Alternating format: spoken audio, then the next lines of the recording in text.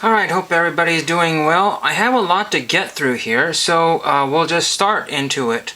The first thing you see here on the screen is this Doctor Who Series 1 4 trading cards P1 promo card. This is from sci-fi-hobby.com/Rittenhouse Archives. And to get this card, essentially you just have to obtain the Doctor Who Series P1 card, go to Sci-Fi Hobby, and go to free samples, and you should find this Rittenhouse Archive. And basically all you need to do is just I'm sending a letter here, just a note here. Dear Rittenhouse, loved your product for many years. First time requesting a card from you. Love you are doing Doctor Who. Thanks for the opportunity. If sold, in quotation marks, out, would you have a different card? Thanks. And I signed my name there. I just used a random old Grand Canyon Park card that I had no use for. So there is that one, and there will be more stamps going on there. I'm not quite done. And all you have to do is put in some sort of top loader, kind of card saver thing there, and a return envelope. So that is cool there. The next thing here is I wanted to share with you this. And this is a brass tag on an antique trunk. Now I found this antique trunk at the Goodwill bins today, and they marked it $5. You're not hearing me wrong, $5. That was absolutely crazy. And that was one of the best things that happened in the bins today. I found that. I think one person said, oh, I had that and I put it back. No, he didn't. There's a lot of liars in the store. There's just a lot of liars. Also, there's a lot of people that are getting angry at each other today because I got to the bins here and no problem with traffic. Traffic was fine.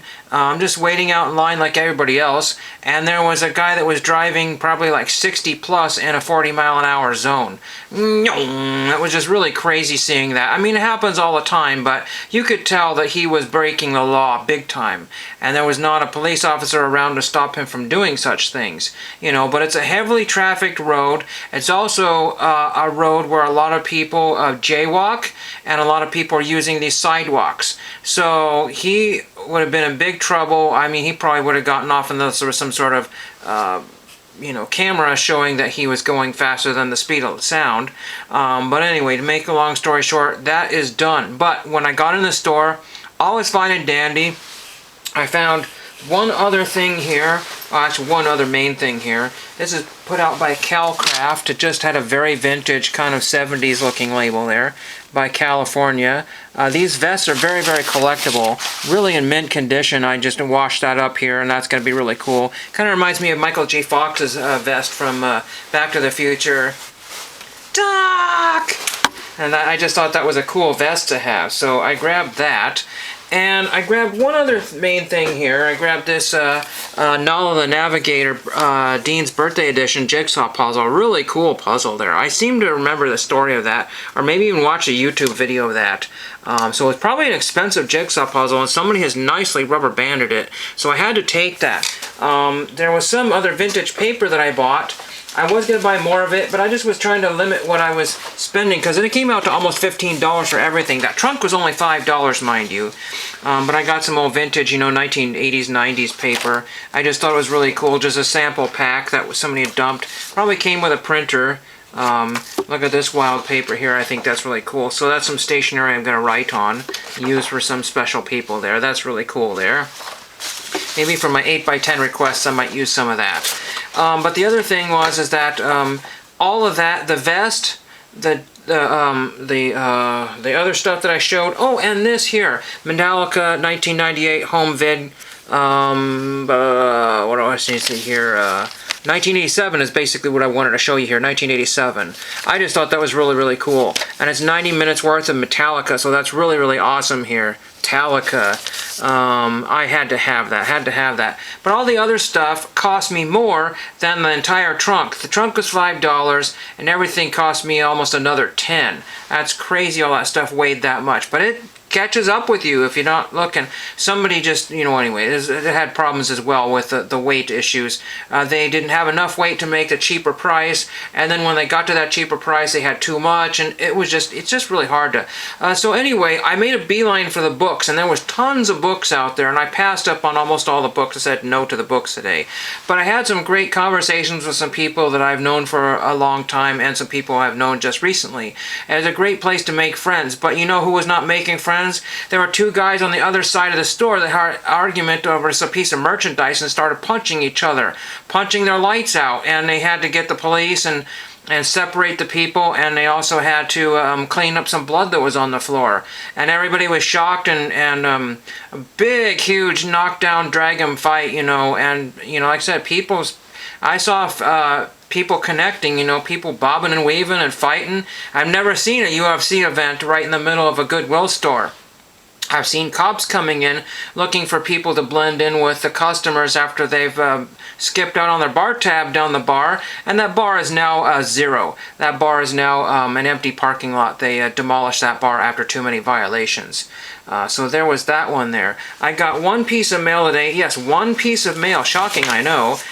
This might be from the same seller, I don't know, or a person where my brother got the other envelopes for. This one only has 4 in it, so I don't know if this is the original bag or what. They put a thank you sticker on here. Warning, keep out of suffocation bag here, but we got the Jose Canseco one now. So that's interesting. And then we've got a Wade Boggs one here. I don't remember having a Wade Boggs one in the previous one. You know what all these cards look like. And when I say cards, somebody was asking me how big these are. Just to imagine like a Trapper Keeper folder or a Peachy folder. And it seems like there's jillions of these all over eBay. So you can find these all over eBay. And the prices are range from like, very little to crazy money. And people are actually buying these things. Maybe they're framing them, and I'm not sure.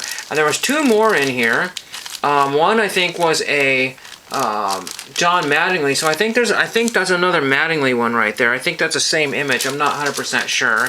It probably is if they're just all Topps photographs.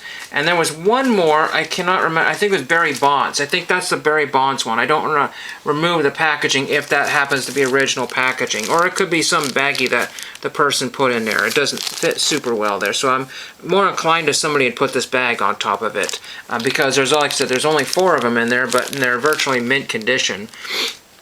And again, a lot of people, what they would do is they would use the 3-hole punch and punch holes in it. So if you find holes punched in it, those are the ones to not get. But I'm going to frame the Mattingly one. I don't know where I'm going to put these other ones. I haven't figured out what I'm going to do with those yet, because they take up quite a bit of real estate. I guess I suppose I could use them, but I kind of want to keep them mint.